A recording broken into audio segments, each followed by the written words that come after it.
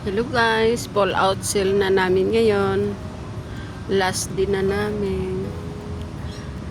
Wala po kaming kinita, pero okay lang. Enjoy naman sa pagtitinda.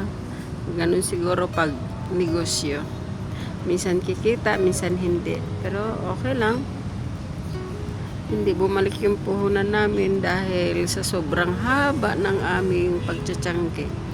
May 1 hanggang January 9, 2026. Grabe yung pagtitiis namin. Ang kumita lang sa amin ay yung organizer. Pero ganun siguro. Minsan din naman sa pagtsatsyangge namin kumikita rin kami. Pero hindi ganun kalakihan. Pero ngayon talaga grabe. Sobrang zero balance. Grabe. Nakapulipid lang kami sa organizer. Pero yung puhunan namin hindi na ibalik. Pero may sobra naman ng konting items. Pero syempre, sa pagliligpit namin, hindi ganun kasaya. Dahil maraming malungkot. Hindi lang ako, pati yung mga kasamahan namin. Bahala na sa susunod. Hindi ko alam kung makapagtiyanggi pa ako ulit. Dahil sa sobrang stress ko, biruin mo, lumabo yung mata ko dahil kaka-opera ko lang noong July 16.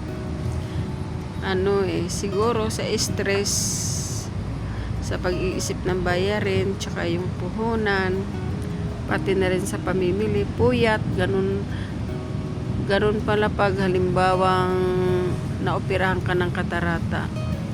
Akala ko lilinaw, pero hindi pala. Lalong lumabo yung mata ko. Sobrang labo. Sana gumaling pa ako.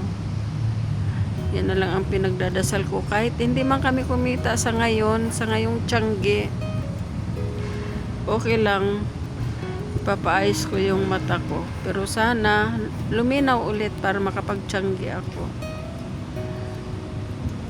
Ang hirap pala ng ganito, no, pag lumabo yung mata mo.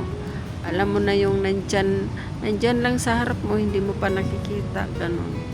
Sobrang blurred na yung mata ko. Pero okay lang. Sana sa pagdadasal ko, tulungan ako ng Diyos na makakita ulit. Salamat sa pagsubaybay ng aking munting vlog kahit iba-iba. Thank you so much.